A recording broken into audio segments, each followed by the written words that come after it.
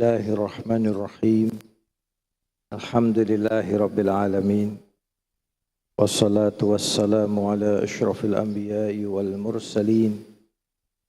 Sayyidina wa maulana Muhammadin wa ala alihi wa sahbihi ajma'in. Amma ba'du. Subhanaka la ilma lana illa ma 'allamtana innaka antal alimul hakim. La hawla wa la quwwata illa billahil aliyyil azim. Rabbi syrah li sadri wa yassir li amri wahlul 'uqdatam min lisani yafqahu qawli. Amin ya rabbal alamin. Para jamaah yang muliakan Allah Subhanahu wa taala,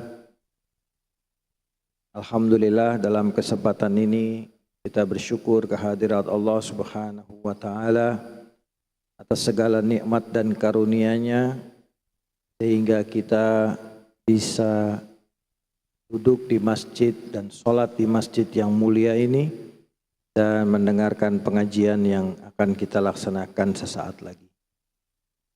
Para hadirin sekalian,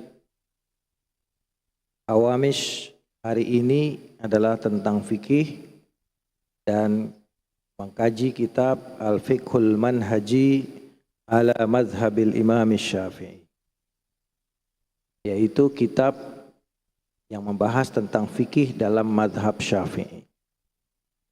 Di dalam pertemuan yang lalu, sebelumnya kita bacakan Fatihah kita hadiahkan kepada muallif, para muallif kitab ini, juga kepada baginda Rasulullah sallallahu alaihi wasallam, para sahabat, keluarga dan keturunannya, juga para ulama-ulama dan juga para pejuang pembela agama Islam, dan juga kita doakan pimpinan Masjid Istiqlal, imam besar dan seluruh jajarannya, semoga selalu dilimpahkan rahmat, barakah, sehat walafiat, panjang umur dalam taat, amin ya rabbal alamin.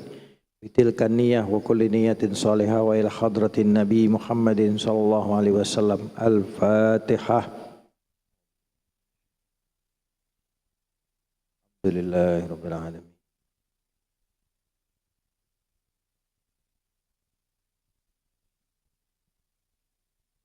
Para hadirin sekalian, di dalam kajian yang lalu kita masih di dalam bab pendahuluan, pintu masuk ke dalam kajian fikih. Dan saat ini pun kita masih berada di bagian pendahuluan dengan tema pokok. Yang pertama adalah tentang sumber hukum Islam. Kalau nanti waktunya memungkinkan, kita akan lanjutkan kepada tema berikutnya. Namun kita fokuskan kepada tema ini dahulu. Sumber hukum Islam itu sejatinya ada dua. Sejatinya ada dua, yaitu Al-Quranul Karim dan As-Sunnah An-Nabawiyah Asy-Syarifah. Para ulama kemudian menambahkan dua sumber hukum lagi, di mana dua sumber hukum yang terakhir ini juga merujuk kepada sumber hukum yang pertama dan kedua, yaitu al-ijma' dan al-qiyas. Pertama kita bicara tentang Al-Quranul Karim. Al-Quran adalah kalamullahi ta'ala, adalah firman Allah Ta'ala yang diturunkan kepada Nabi kita Muhammad sallallahu alaihi wasallam untuk mengeluarkan manusia dari kegelapan kepada cahaya, dari kekufuran kepada keislaman, keimanan. Di mana Quran adalah yang tertulis di dalam lembaran-lembaran atau yang kita kenal dengan mushaf. Al-Quran ini merupakan sumber dan rujukan tertinggi di dalam hukum Islam. Jadi rujukan hukum tertinggi bagi kita umat Islam adalah Al-Quran.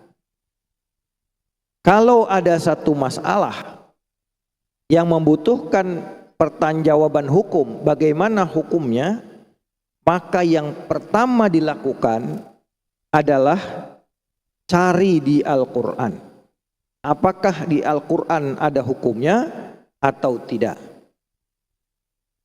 Cek ke Al-Quran, dari mulai Al-Baqarah sampai An-Nas, Al-Fatihah sampai An-Nas, ada enggak yang menjelaskan hukum masalah tersebut? Kalau ditemukan ada hukum yang tertulis di Quran, maka itu sudah menemukan jawaban, sifatnya final dan mengikat, dan tidak boleh lagi mencari sumber hukum yang lain. Jadi sumber hukum tertinggi adalah Al-Quran. Kalau Al-Quran sudah menjelaskan, Al-Quran sudah memberikan hukum, maka itulah yang disebut dengan sumber terutama, sumber tertinggi, dan tidak boleh lagi kita melihat sumber yang lainnya. Kalau misalnya ada pertanyaan bagaimana hukumnya khamr, minuman keras, bagaimana hukumnya berjudi, bagaimana hukumnya berkorban untuk berhala, bagaimana hukumnya mengundi nasib, maka ada di dalam surat Al-Maidah ayat 90. Ya ayyuhalladzina amanu innamal khamru wal maisiru wal ansabu wal azlamu rijsum min amalis syaitan fajtanibuhu la'allakum tuflihun. Wahai orang-orang yang beriman, yang namanya khamr, judi, mengundi nasib, dan juga memberikan persembahan kepada berhala, itu adalah najis, kotoran, termasuk perbuatan setan. Maka jauhilah oleh kalian hal itu supaya kalian beruntung. Ada atau tidak hukumnya? Ada atau tidak? Kalau sudah dikatakan najis, kotoran, perbuatan setan, berarti hukumnya apa? Haram. Betul? Betul? Haram. Maka kalau udah diterangkan Quran di dalam Al-Maidah 90 ini, jangan nanya lagi ke sumber yang lain. Hukumnya khamr gimana? Hukumnya judi gimana? Sudah nggak boleh lagi. Kenapa? Karena Al-Quran sudah memberikan jawabannya. Kalau ditanya tentang perdagangan, tentang riba, bagaimana hukumnya? Maka Al-Quran surat Al-Baqarah 275 mengatakan wa ahallallahu al-bai'a wa harramar riba. Allah menghalalkan jual beli dan Allah mengharamkan riba. Jelas kata-kata harrama artinya haram tidak boleh dilakukan sama sekali. Gitu ya. Jelas ya Pak ya? Jelas ya Bu ya? Jadi hukumnya jual beli halal, hukumnya riba haram, jelas. Kalau sudah jelas seperti ini, jangan cari-cari lagi. Kira-kira di sumber lain hukumnya gimana ya? Enggak boleh. Orang beriman, orang Islam, sumber hukumnya yang tertinggi adalah Al-Quran. Kalau Al-Quran sudah bilang A, maka tidak boleh lagi menanyakan kepada yang lain. Itu sama aja meragukan Al-Quran. Sama saja menempatkan Al-Quran bukan sebagai sumber tertinggi.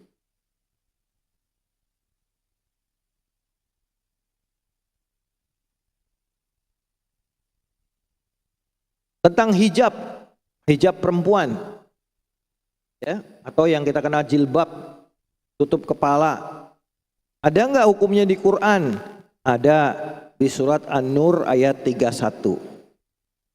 Wala yubdina zinatahunna illa ma zahara minha walyadribna bikhumurihinna ala juyubihin. Dan hendaklah wanita-wanita itu tidak menampakkan perhiasan mereka. Maksudnya perhiasan, tempat taruh perhiasan. Di mana tempat taruh perhiasan? Yaitu di tangan, di kaki, di leher, di telinga. Itu tuh nggak boleh. Ya, nah, perempuan taruh perhiasan di mana, Bu? Bu, perempuan taruh perhiasan di mana? Di leher, telinga, jari tangan, pergelangan tangan, sama kaki. Nah itu bukan perhiasannya yang dikasih hukum, tapi tempat anggota tubuh naruh perhiasan itu yang nggak boleh diliatin. Wala yubdina zinatahunna. Jangan kasih lihat perhiasan mereka, maksudnya jangan kelihatan leher, jangan kelihatan telinga, jangan kelihatan pergelangan tangan, jangan kelihatan kaki. Itu artinya aurat. Illa ma zahara minha, kecuali yang nampak darinya, yaitu telapak tangan. Ya, tangan itu masih boleh terlihat. Tapi kalau dalam mazhab Syafi'i keras, ya. Mazhab Syafi'i auratul mar'ati jami'u badaniha. Auratnya perempuan itu seluruh badannya. Ini kalau mau ikutin mazhab Syafi'i yang benar sebetulnya, ya, ibu-ibu ini harusnya pakai cadar. Ya. Bukan hanya pakai cadar, matanya ditutup lagi tuh kayak di Afghanistan gitu. Tapi itu mazhab Syafi'i yang paling sempurna, paling top. Dalam pelaksanaannya para ulama kita membuat yang lebih lentur lagi. Ya, kalau wajah, telapak tangan, meskipun kalau aslinya hanya boleh terlihat waktu sholat dan ihram saja, tapi dalam kehidupan sehari-hari banyak ulama memperbolehkan. Ya, selama kepalanya ditutup sampai kaki tertutup. Walyadribna bikhumurihinna ala juyubihinna. Dan hendaklah mereka si perempuan itu menutupkan kerudungnya sampai ke arah dada. Jadi kalau pakai jilbab, bagian dada ke bawah harus ketutup. Jangan kayak orang sekarang pakai jilbab, dielit-belit kerudungnya di kepala, ya, lehernya kelihatan, dadanya kelihatan walaupun pakai baju. Nah, jadi sebetulnya yang dipakai oleh jilbab ibu-ibu kita ini sudah bagus. Tuh, jilbabnya sampai ke bawah dada, itu sudah bagus. Ini namanya ada hukumnya. Kalau udah ada hukumnya gini, jangan nanya lagi. Gimana hukumnya jilbab? Gak boleh nanya. Quran udah kasih hukum kok. Masih nanya-nanya. Begitu juga ada di dalam surat Al-Ahzab ayat 59. Ya ayuhan nabiyyu qul li azwajika wa banatika wa nisa'il muslimin yudnina 'alaihinna min jalabibihinna dzalika adna ayyurafna fala yuzaina wa kana Allahu ghafurur rahima. Wahai Nabi, katakanlah kepada anak istri-istrimu, anak-anakmu dan seluruh perempuan kaum muslimin, kaum mukminin agar mereka memanjangkan jilbab mereka, ya, yang demikian itu agar tidak diketahui dan mereka kemudian tidak disakiti oleh para laki-laki. Dan adalah Allah Maha Pengampun dan Maha Pengasih. Para hadirin sekalian, hukumnya jelas. Ya. Jadi kalau ada di Quran jelas, hukumnya jelas. Ketika misalnya dikatakan aqimus shalah, dirikan salat. Kata-kata dirikan ini maknanya wajib nggak sih? Wajib nggak, Pak? Dari mana tahu wajib? Kalau kita bicara hukum harus ada dasarnya semua. Maka mencari hukum wajibnya sholat jangan buru-buru ke hadis. Kalau di hadis jelas faradallahu alal muslimin khamsa shalawatin fi kulli yaumin. Ya, Allah mewajibkan kaum muslimin itu setiap muslim 5 sholat sehari. Itu buru-buru ke hadis, jangan. Quran dulu cari. Di Quran ada nggak? Inna sholata kanat alal mu'minina kitaban mauquta. Sesungguhnya sholat itu bagi orang beriman adalah kitaban. Kitaban ini bukan buku artinya. Kitaban artinya kewajiban. Sebagaimana di dalam ayat Al-Baqarah, kutiba alaikumusiyam, diwajibkan atas kalian berpuasa. Jadi kitaban di sini artinya bukan kitab, bukan buku, tapi kewajiban mauquta yang berwaktu. Artinya ada waktunya sholat itu. Jadi wajib atau tidak sholat? Wajib. Tapi tidak ketemu langsung dari aqimus sholah, tapi dari kitaban mauquta.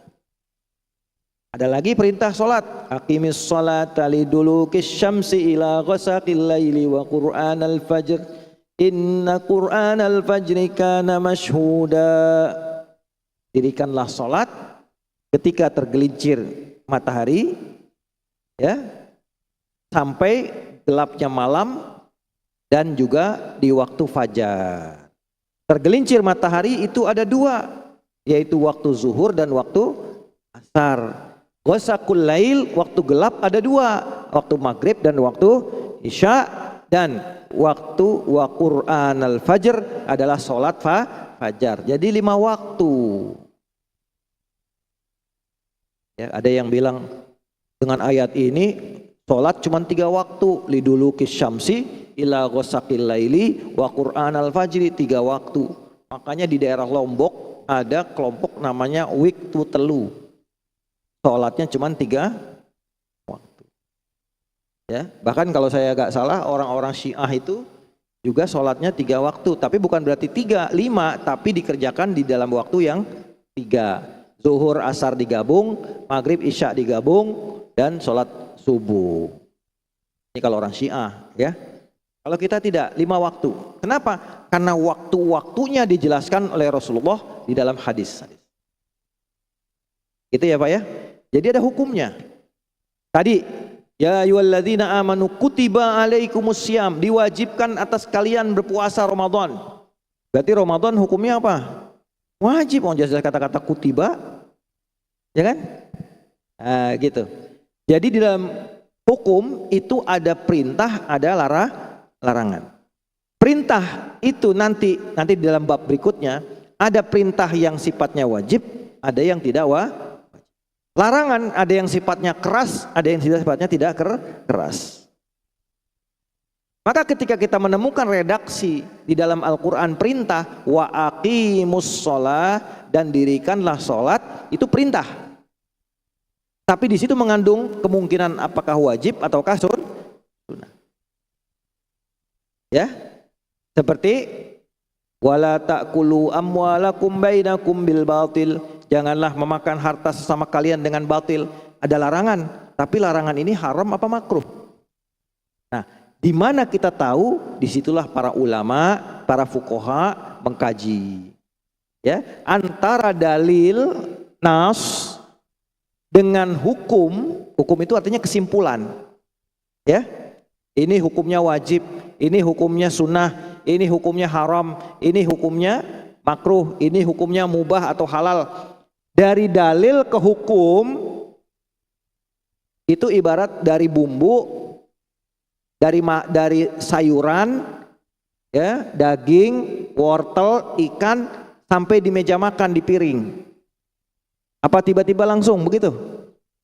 Bisa nggak? Daging baru beli dari pasar, ada bawang, ada cabai, ada garam di dapur, tiba-tiba jung langsung jadi nasi goreng. Ada nggak gitu? Ada. Berarti ada apa? Ada proses. Ya, ada proses. Kalau di warung, di dapur, di restoran namanya memasak. Masak bahan, dimasak menjadi hidangan. Nah, di dalam hukum bahan ini namanya dalil. Nas. Ya, Quran dan sunnah. Ketika dari dalil ini menjadi hukum, ini dimasak. Dimasak, proses namanya istimbat. Namanya apa Pak? Istimbat. Artinya kesimpulan hukum. Dari sebuah dalil diolah oleh para ulama dengan dasar-dasar yang lain, dalil-dalil yang lain, disimpulkanlah hukumnya seperti ini. Maka kita nggak boleh sembarangan main hukum kalau bukan ahlinya. Ya. Bahkan menetapkan hukum wajib dan haram harus dengan dalil yang jelas. Kalau di Quran ada Qurannya, kalau hadis hadisnya harus sahih, nggak boleh main-main. Jadi Quran itu sumber pertama, ya kan? Zakat, zakat wajib tidak? Wajib. Dari mana wajibnya? Nah, ini kan namanya mengambil kesimpulan hukum. Dari mana wajibnya? Ya kan? Nanti dari ayat-ayat tentang zakat. Ya, innal ladzina yaknizuna adh-dhahaba wal fiddata wa la yunfiqunaha fi sabilillah fabashshirhum bi'adzabin alim ila akhiril ayat. Ya. Dan juga Allah memerintahkan ya, agar kita anfiqu min thayyibati ma razaqnakum, anfiqu min thayyibati ma kasabtum, dan seterusnya. Banyak ayat-ayat yang memerintahkan kita untuk menginfakkan rezeki yang kita miliki, baik dari perdagangan, baik dari pertanian, baik dari peternakan, baik dari harta-harta yang lain. Perintah. Nah, kewajiban-kewajiban ini nanti antara perintah, kemudian ancaman-ancaman orang yang tidak bayar zakat, ya kan? Kan ada ayat-ayat Quran itu, ya. Misalnya surat Al-Ma'un, alladzina gimana? Ara'aital ladzi yukadzibu bid-din fadzalikal ladzi yad'ul yatim wa la yahuddu 'ala ta'amil miskin.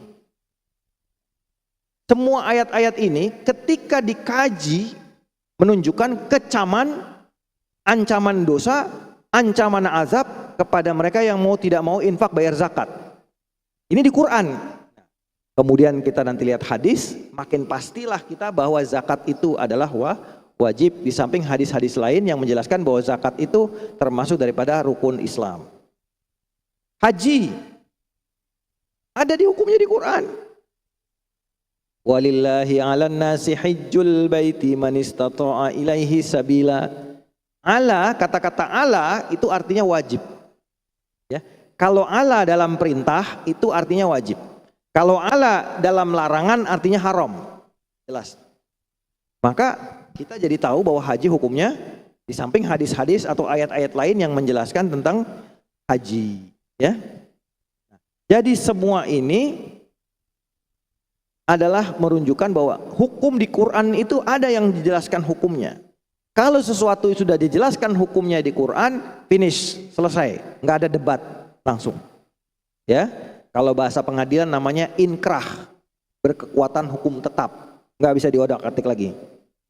Nah, para hadirin sekalian,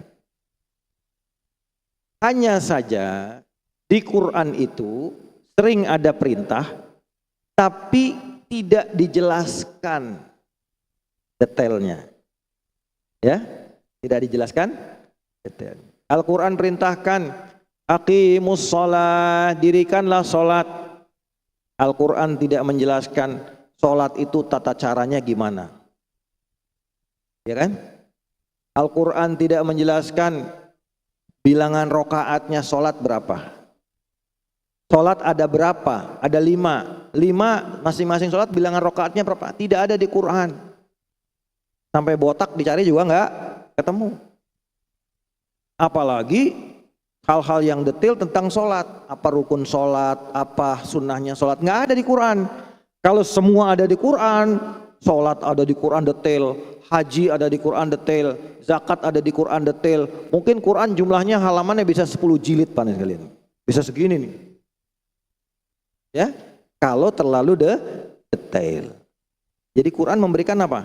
Panduan-panduan yang sifatnya umum. Ada panduan yang sifatnya terperinci di Quran ada, misalnya dalam soal akidah, ya, keyakinan, keimanan. Kemudian ada juga hukum-hukum di Quran yang lebih detail, seperti soal apa? Soal waris. Itu banyak ayat waris sampai nyebut sulus, 1/3, 1/6, 2/3, ya, setengah. Ini di Quran sampai disebut sampai bilangan pembagian warisnya. Ya. Ayat tentang misalnya hutang piutang, Agak panjang dijelasin di Quran. Jadi ada hukum-hukum di Quran yang dijelaskan umum saja, ada yang lebih detail. Sholat termasuk dijelaskannya umum-umum saja. Zakat umum-umum saja, haji umum-umum saja, tapi tata caranya, detailnya tidak ada di Quran.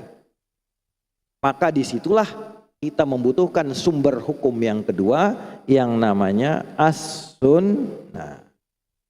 As-sunnah itu apa, Pak?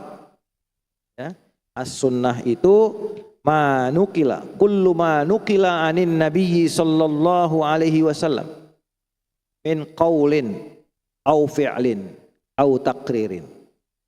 Semua yang diriwayatkan, dinukil, disebutkan dari Nabi Shallallahu Alaihi Wasallam berupa ucapan atau berupa perbuatan Nabi atau ketetapan Nabi terhadap hukum terhadap perilaku yang ada yang ditemui oleh beliau dan beliau mendiamkan, itu menjadi hukum tersendiri. Ucapan, misalnya Rasulullah mengatakan sibabul muslimi fusukun wa qitaluhu kufrun. Mencela orang muslim itu adalah fasik, kefasikan. Kalau ngatain orang muslim itu hukumnya mendapatkan kefasikan, sifat fasik. Wa qitaluhu kufrun, memerangi orang muslim, sesama muslim, itu hukumnya bisa jatuh kepada kekufuran, keluar dari Islam. Para hadirin sekalian, ini ucapan Nabi, ya, ucapan Nabi namanya hadis, ya kan? Ada namanya hadis. Hadis itu artinya ucapan, hadis, ya. Kemudian ada hadis riwayat tentang Nabi yang meriwayatkan tentang perbuatannya Nabi. Misalnya Siti Aisyah ditanya, maka yasna'u Rasulullah sallallahu alaihi wasallam baiti. Rasulullah itu kalau di rumah ngapain sih? Kira-kira gitu bahasa kita. Sayyidatuna Aisyah menjawab apa? Kana yakunu fi mihnati ahlihi. Rasulullah itu kalau di rumah ngerjain urusan rumah. Rasulullah meskipun seorang nabi nggak mau jadi kayak bos. Kalau perlu nyapu ya nyapu. Kalau perlu nyuci baju ya cuci baju. Kalau kita baca kitab Barzanji sampai beliau menjahit bajunya sendiri, mengesol sepatunya sendiri, itulah Rasulullah. Perbuatannya sesuai dengan apa yang ada di dalam rumah. Makanya kalau ada laki-laki suami di rumah kayak bos, apa-apa mesti istri yang ngerjain, berarti dia tidak ngikutin akhlaknya Rasulullah. Bantu istrinya, dibantu. Ya. Misalnya pekerjaan istri apa yang bisa saya bantu? Mungkin kalau nyuci saya malas, basah-basah. Ngepel saya malas, basah-basah. Ya udah nyapu deh. Ya, ngelipetin pakaian kek. Masukin pakaian kek, ngerapiin rumah kek, menata barang-barang di rumah. Yang itu bisa dikerjakan oleh istri, kita bantu. Itu termasuk akhlaknya Rasulullah sallallahu alaihi. Fa idza hadaratis shalat qoma ilaiha. Rasulullah itu kalau lagi di rumah, begitu masuk waktu sholat, langsung berangkat menuju sholat. Ya, tuh bedanya dengan kita gitu. Itu contoh bagaimana Siti Aisyah menceritakan perbuatannya Rasul, itu namanya sunnah. Kemudian, ya, ada namanya takrir. Takrir itu artinya Rasulullah itu mendiamkan atau membenarkan satu perbuatan yang itu perbuatan itu dianggap kemudian sebagai boleh atau disyariatkan.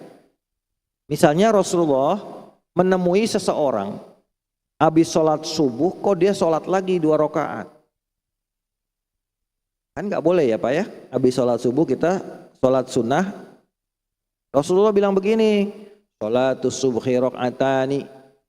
Rasulullah ngasih tahu orang itu, sholat subuh itu cuma 2 rakaat. Nah kamu kenapa nambah lagi? Kira-kira begitu. Orang ini mengatakan, aku tidak sholat setelah zuhur ya Rasulullah, tapi ini tadi qobliyah subuh, sholat sunnah fajar, aku ketinggalan. Jadi aku kerjakan sekarang setelah sholat subuh. Dan Rasulullah diam, Rasulullah tidak melarang, Rasulullah tidak menyalahkan, maka itu dianggap sebagai ikrar, pembenaran kepada perbuatan melaksanakan qobliyah subuh kalau nggak keburu dikerjakan, maka dilakukan setelah sholat subuh, itu boleh disyariatkan seperti itu. Kalau dia belum, dan dikiaskan kepada ini, ya, dan beberapa hadis lain juga ada bahwa sunnah qobliyah kalau belum dikerjakan, kita udah kadung sholat fardunya, misalnya karena udah sholat jamaah, qobliyahnya kita nggak keburu, maka kerjakanlah qobliyah itu setelah sholat fardu. Gitu ya Pak ya? Ini berdasarkan riwayat-riwayat yang ada. Ini namanya takrir. Ya, takrir. Rasulullah pernah datang ke satu tempat, ya, kampungnya Khalid bin Walid. Ya. Kemudian di situ disuguhin apa? Daging dob. Dob itu biawak gurun. Biawak apa? Gurun. Bukan biawak kayak kita tuh Pak. Biawak kita tuh biawak sungai itu ya. Biawak gurun.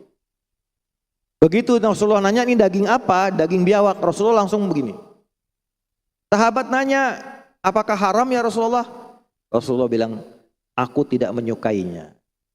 Tapi Rasulullah membiarkan sahabat makan, itu berarti hukumnya apa? Boleh. Ya. Jadi sesuatu yang tidak dilakukan oleh Rasulullah bukan pasti itu haram. Ini kan sekarang ada nih, pokoknya kalau nggak dikerjain Nabi haram, bid'ah. Ya gitu ya. Nabi nggak kerjain itu haram, bid'ah. Gimana urusannya?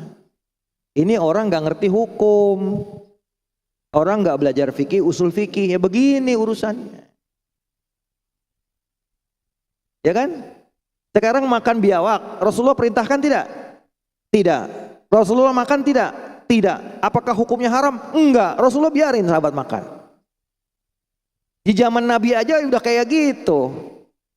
Rasulullah tidak nyuruh, Rasulullah tidak melakukan, dan Rasulullah membiarkan, mendiamkan. Termasuk yang tadi tuh. Ba'diyah qobliyah subuh dilakukan setelah sholat. Kan bukan dikerjain Nabi, bukan diperintah Nabi, tapi dia mengerjakan, Rasulullah mendiam.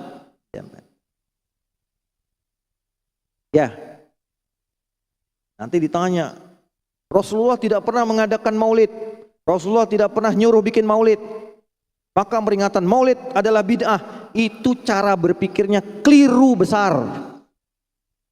Kenapa? Enggak belajar usul fikih. Ya, saya ngomong apa adanya aja. Kalau pakai cara berpikir kayak gitu, maka biawak tadi halal atau haram? Haram. Rasulullah enggak perintah, Rasulullah enggak lakukan, kenapa sahabat berani lakukan? Kalau dengan cara berpikir yang tidak dilakukan Rasulullah, tidak diperintahkan Rasulullah, haram. Coba, kalau sahabat yang sholat qobliyah ba'da sholat subuh, halal atau haram? Haram. Rasulullah nggak suruh, Rasulullah nggak lakukan. Orang ini namanya tidak tahu yang namanya sunnah takririyah. Sunnah apa? Karena sunnah itu ada qaulin, au fi'lin, au takririn.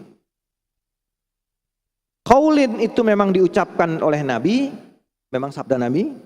Fi'lin itu dikerjakan oleh Nabi meskipun tidak disabdakan. Misalnya apa? Rasulullah itu kalau makan selalu tangan kanan. Diceritakan oleh sahabat, itu sunnah. Kenapa? Rasulullah seperti itu. Rasulullah kalau memulai sesuatu baca bismillah, itu sunnah. Diceritakan sebagai perbuatannya Rasul. Ya kan? Apalagi ada perintah, ada perbuatan, itu lebih kuat lagi. Ya. Kayak misalnya Rasulullah merintahkan kalau pakai baju, sunnahnya pakai baju warna putih, baju yang terbaik. Rasulullah lakukan, Rasulullah perintahkan, itu bagus. Ya. Tapi yang namanya takrir bukan ucapan, bukan perbuatan Nabi, tapi Nabi mendiamkan, membenarkan. Itu dalam usul fikih namanya tarkun. Tarkun itu artinya apa? Meninggalkan. Ya Pak? Agak kenceng, agak serius ya Pak ya? Ya Bu, maaf ya Bu ya kalau ya memang ini makanannya santri mestinya, bukan makanannya orang awam. Tapi Gak apa-apalah.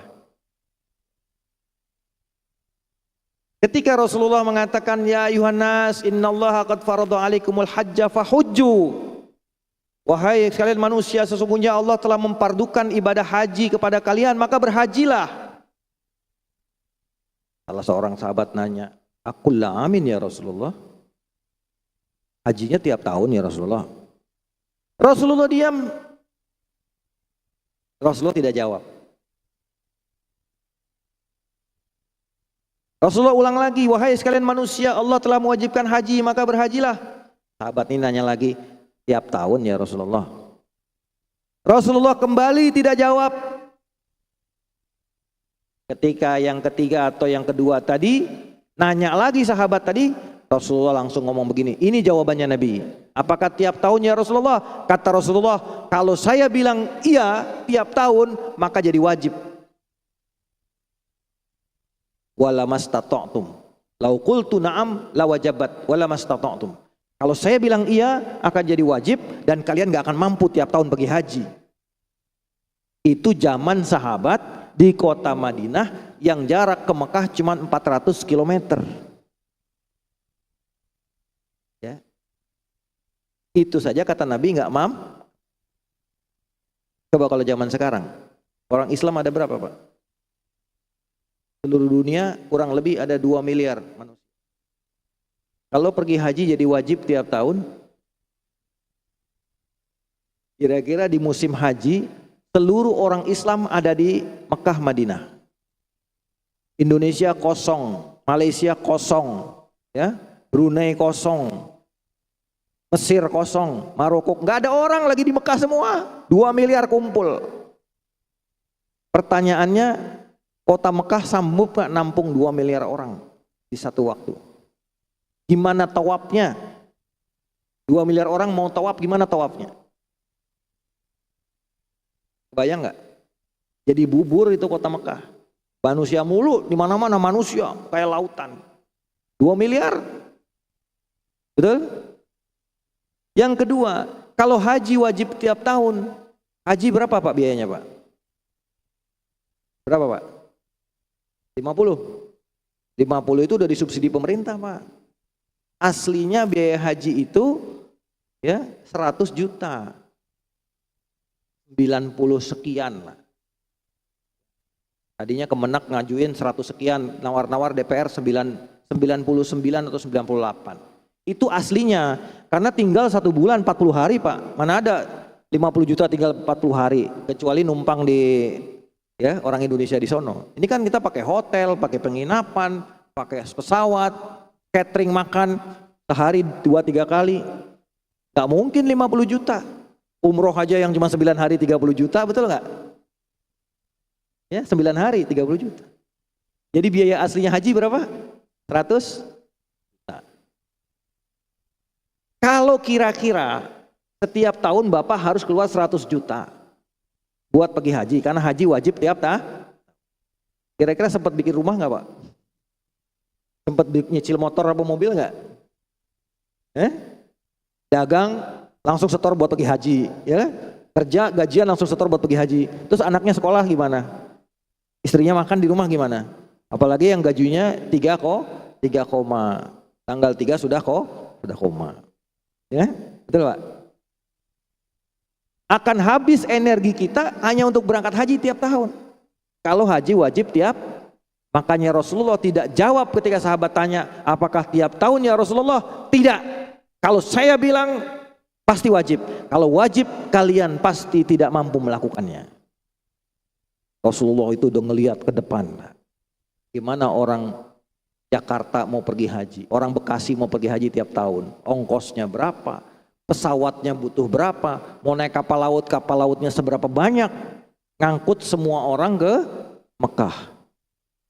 Ya, bisa-bisa itu lautan isinya kapal semua, nggak ada ruang kosong di laut itu.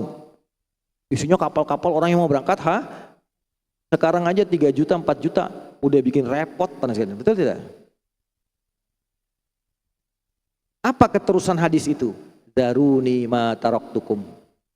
Tinggalkan aku, kata Rasulullah, apa-apa yang aku nggak urusin, aku tinggalkan, nanti aku nggak urusin. Ketika Rasulullah tidak melarang atau menyuruh sesuatu, bukan berarti Rasulullah nggak tahu. Ketika Quran tidak melarang atau menyuruh sesuatu, bukan berarti Allah tidak tahu. Allah Maha tahu. Tapi memang ada sesuatu yang ditinggalkan oleh Rasulullah, ditinggalkan oleh Allah untuk umat ini. Gitu ya Pak ya? Ada yang ditinggalkan, nggak dikasih hukum. Hukumnya nanti menyusul, dikaji oleh para ulama, para penerus. Kira-kira hukumnya seperti apa? Ini kalau kita melihat misalnya sesuatu yang tidak diurusin, dihukumi oleh Rasulullah, dipraktekkan oleh Rasulullah, diperintahkan oleh Rasulullah, bukan berarti itu haram, bukan berarti itu bid'ah. Lihat dulu konteksnya. Nanti kalau kita ngomong bid'ah panjang lebar, jauh ya, habis waktu kita nanti. Baik, kita skip saja. Kedudukan sunnah ya, kedudukan sunnah itu adalah di level kedua setelah Al-Quran.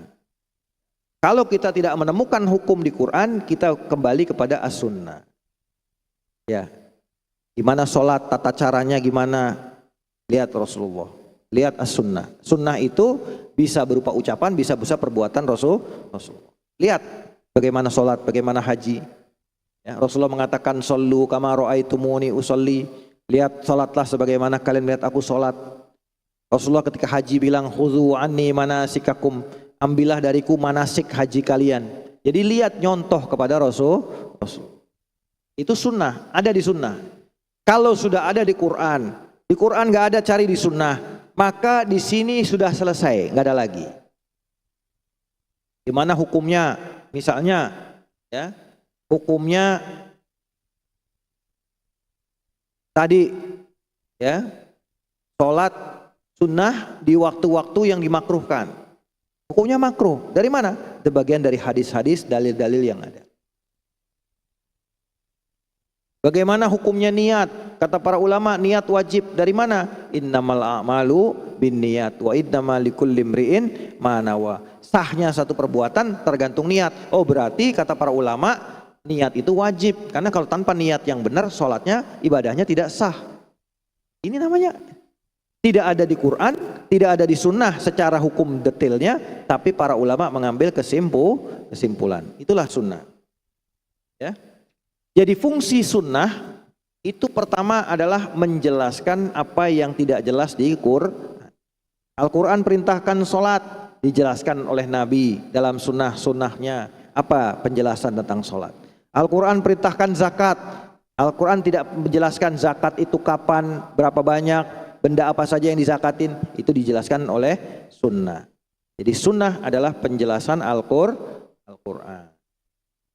Nah, sekarang yang ketiga. Yang ketiga adalah yang namanya ijma.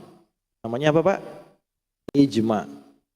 Ijma itu adalah kesepakatan seluruh para ulama mujtahid dari umatnya Nabi Muhammad SAW di satu masa terhadap satu hukum syariat.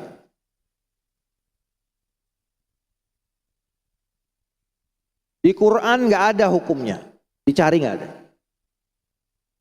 Cari di Quran nggak ada, kita cari ke sunnah, di sunnah nggak ada. Maka para sahabat Nabi berkumpul. Gimana ini hukumnya? Gimana solusinya? Para sahabat berkumpul, para sahabat yang pembesar ulama-ulamanya berkumpul menyepakati satu hukum, ini namanya ijma. Ijma'nya para sahabat. Kalau sahabat sudah berijma, maka hukumnya wajib diikuti. Kenapa? Karena Rasulullah mengatakan la tajtami'u ummati ala dhalalatin. Umatku itu tidak akan pernah bersepakat dalam sebuah kesesatan. Artinya ada jaminan dari Nabi, kalau ulama-ulama umat ini bersepakat, maka insya Allah itu adalah yang benar. Maka ijma punya kedudukan hukum. Setelah sahabat nggak ada, meninggal semua, ya Pak ya, di era tabi'in muncul masalah. Muncul masalah, cari di Quran nggak ada, cari di sunnah nggak ada.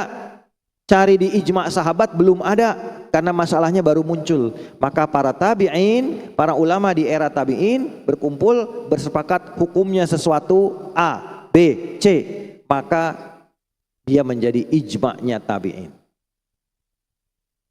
Era tabi'in sudah selesai, muncul tabi'ut tabi'in muridnya. Ada masalah baru, cari di Quran nggak ada jawabannya, di hadis nggak ada jawabannya, di ijma' sahabat belum ada, di ijma' tabi'in belum ada, karena baru tabi'ut tabi'in. Mereka bersepakat satu hukum, mereka bersepakat namanya ijma'. Begitu seterusnya, era setelahnya ada masalah, berkumpul ulama bersepakat ijma'.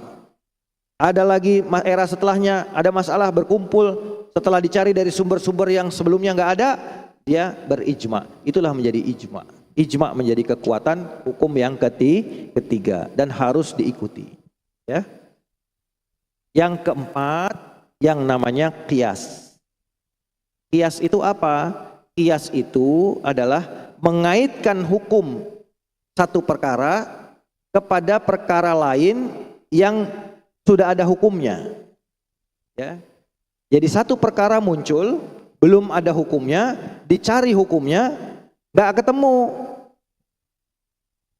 Tapi dicari kepada perkara lain yang mirip-mirip dengan dia, ada hukumnya. Maka perkara yang baru ini dikiaskan kepada perkara yang sudah ada hukumnya. Yang paling gampang contohnya beras fitrah. Ya Pak ya? Kalau Bapak cari di hadis, sunnah, apalagi di Quran nggak ada yang namanya zakat fitrah itu.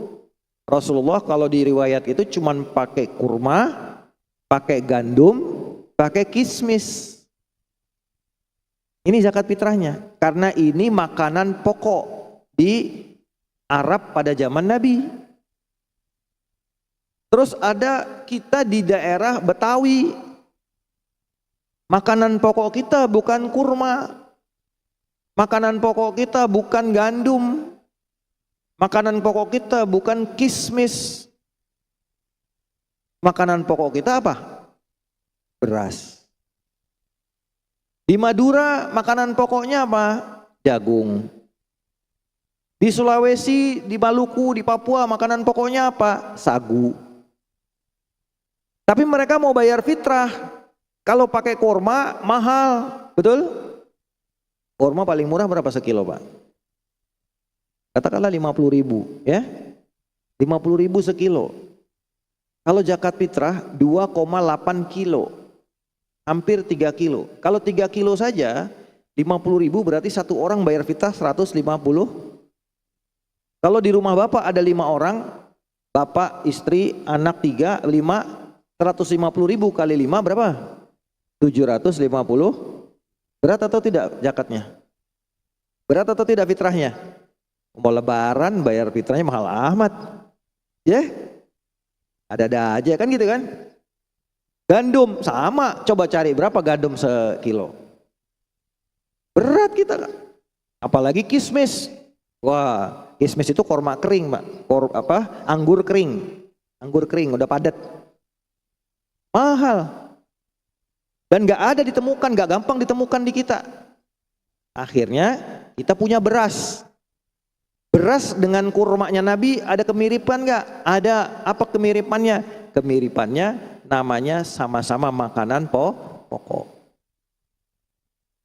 Kemiripan ini hubungan antara beras dan kurma, beras dan gandum, ini namanya illat.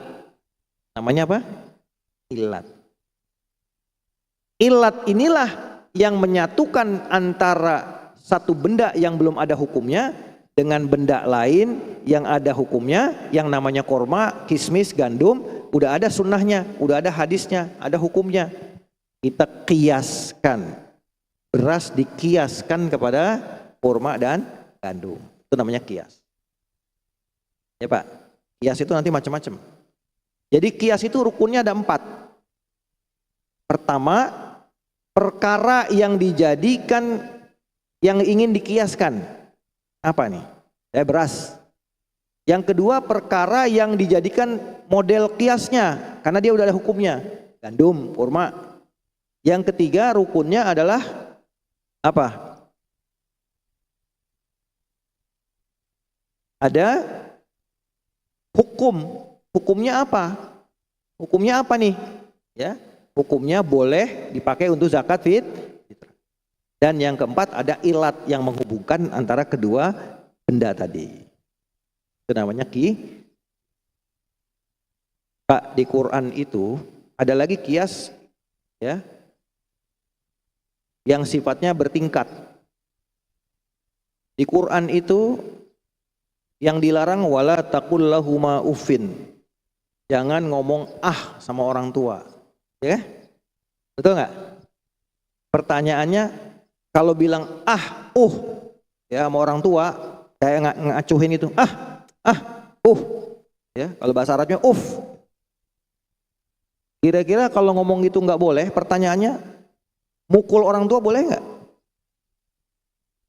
Tonjok orang tua boleh nggak? Tendang orang tua boleh nggak? Nggak ada dalilnya. Nggak ada dalilnya.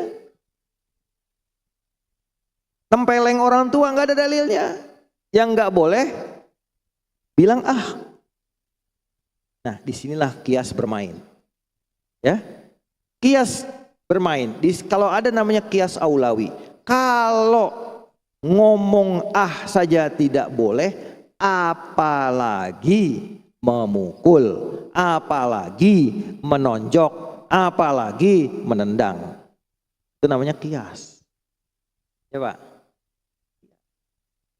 Jadi nggak sederhana merumuskan hukum itu. Para ulama itu ahli ya. Ini kita selayang pandang aja ya. Contoh lain misalnya apa? Khamr. Tadi ada ayatnya kan? Innamal khamru wal maisiru wal ansabu wal ajsamu rijsum min amalis. Khamr itu sifatnya apa sih? Memabukkan. Betul? Ada benda namanya ganja, gele, sabu-sabu, kokain, heroin, morfin. Ya? Sama-sama memabukkan. Boleh nggak? Apa hukumnya kira-kira ganja, sabu-sabu yang kita sebut narkoba itu hukumnya gimana? Hukumnya dikiaskan kepada khamr. Ya? Karena ada Nabi mengatakan kullu muskirin haram. Setiap yang memabukkan itu haram. Jadi meskipun di Quran hanya disebut khamr, minuman keras, tapi segala yang dipakai yang memabukkan ada ilatnya yaitu memabukkan, maka ini juga hukumnya haram. Begitu ya Pak ya? Itu namanya qiyas. Baik. Nah, ini saya kira hari ini sudah cukup untuk keterangan tentang sumber-sumber hukum Islam yang 4. Kayaknya nggak cukup waktu untuk kita melanjutkan dan sudah hampir 1,5 jam ini pengajiannya. Mudah-mudahan tidak bosan dan mudah-mudahan apa yang kita pelajari hari ini membawa manfaat bagi kita semua. Amin ya rabbal alamin. Saya mengucapkan terima kasih, mohon maaf atas segala salah dan khilaf. Kita ucapkan sama-sama dengan subhanakallahumma wa bihamdika asyhadu an la ilaha illa anta astaghfiruka wa atubu ilaik wal afu minkum.